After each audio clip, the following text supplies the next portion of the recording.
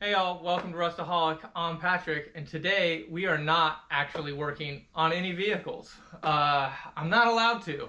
A guy hurt his back this week, and well, I'm on restriction, and my lady's being fairly militant about it. But I did get a reprieve to make this video, and I thought I'd take this opportunity to just say thank you to everyone who's been supporting this channel. Whether that's you just watched a single episode or you're a full-blown subscriber and you can't wait for the next one, all of this is super helpful for me, and I really, really appreciate it. It really does help keep me on track and keep me focused. So thank you for that.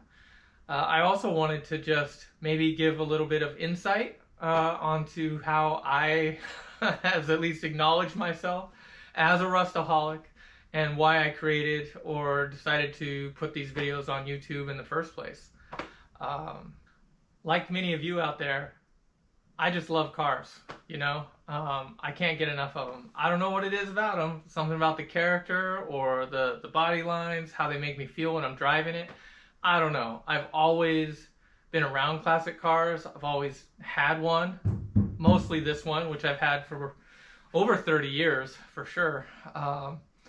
And it's just one of those things where I just can't seem to get enough of them. And, you know, I don't know what your situation is, but I've been pretty broke most of my life. And I feel like the cars that have been available to me, they're in the junkyard kind of yard art kind of category. And so because of that, that's kind of what I'm attracted to, because that's what's available to a guy, you know? And before I started making these videos, I have to admit I was spending a little bit of time on the Facebook, you know, and the Craigslist and things like that. And it was really hard for me to turn down like a car under $1,000 or whatever, you know, especially if it was on, you know, I had multiple lists categorized in different ways. Every single one of them had a justification of why I had to have this car or what have you. But I'm also one of these guys that once I get into a thing and the shine kind of wears off of it, you know, my imagination is pretty good, where I can basically imagine like every step of the restoration process at this point. And take, for example, the Catalina I'm working on right now. I've already finished that car mentally. I'm not even halfway done with it.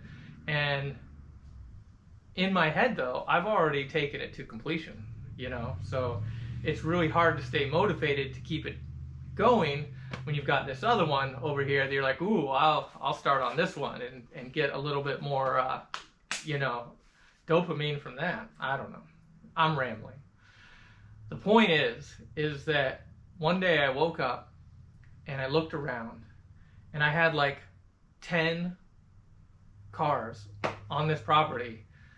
And it gets to a point where it's like I have so many like big plans for these cars for every single one. It gets overwhelming for a guy, you know? I mean, here's the thing. If you're looking around and if you've got more cars than you've got registered drivers, you might be a Rustaholic. I'm just saying, it's possible. It's possible. So I've got all these cars and I'm looking at them, and at least for me, it started to be like I just didn't have enough time, you know? And I started to really like affect my mood and stuff. It would even affect like the relationship I had with my kids and my family and stuff, because there never seems to be enough time, you know? And this is a hobby, for crying out loud. This is fun, right?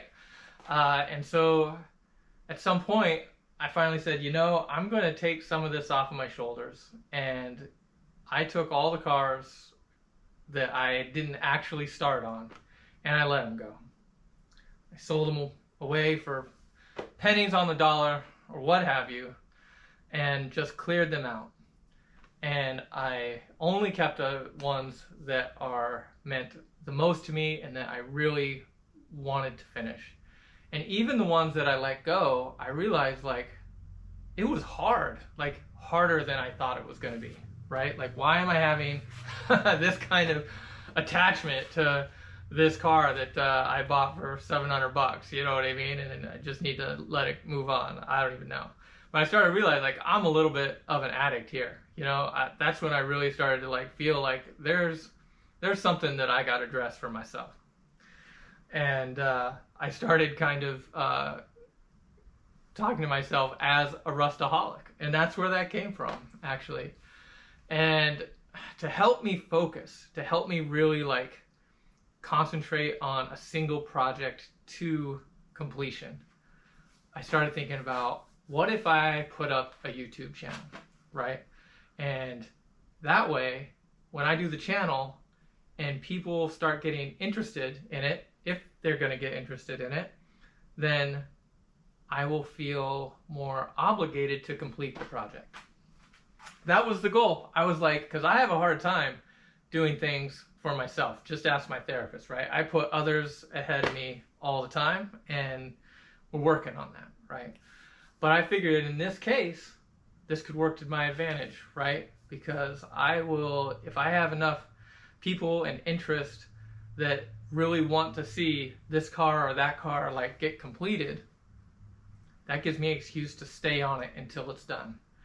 And I am excited to say thank you for everybody who's commented, enjoyed or liked one of my videos, because it really does provide that motivation for me to get it to completion. And we've been able to do it successfully for several cars now.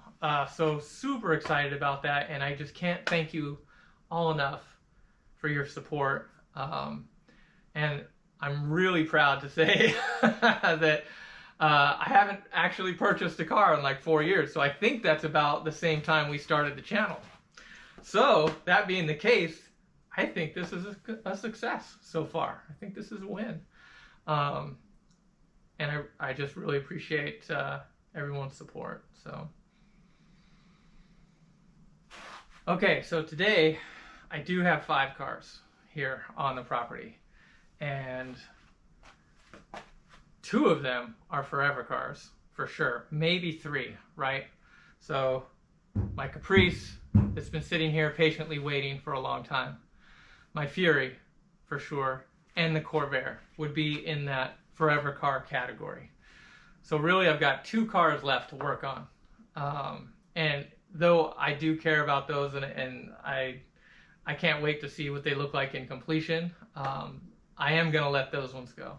And basically that is really to be able to fund my other projects. By getting those to where I can get them and send them out, I'll be able to do what I want to do with the cars that I'm really excited about. So someday this one right here will be my daily driver. Again, it was for over a decade when I was younger, and I hope to, once I get it to that point, take it to my grave, so to speak. So I am excited about getting onto this one. So again, thank you guys for your support. I do really appreciate it. And if you're a Rustaholic, you know, bleep bloop what you got going on. I'd love to hear about your situation for sure, because you're not alone at all. And I feel you for sure. So yeah.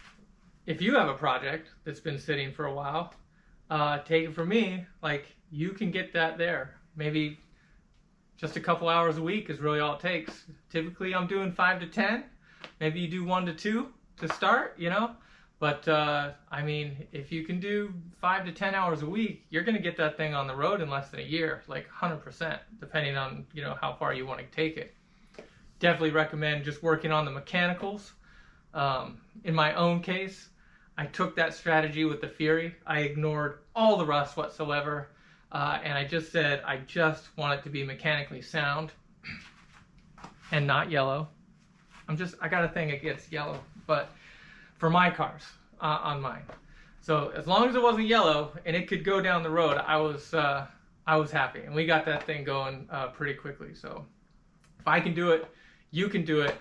Get out there, get those projects going, and send me a line. Let me know what you got working on. As much as you're supporting me, I definitely want to support you as well. So again, thank you all very much for your support. I hope you're enjoying the channel. We're going to keep going. Hopefully I'll feel better for next week and we'll get another video out there. But until then, thanks again, and we'll see you next time.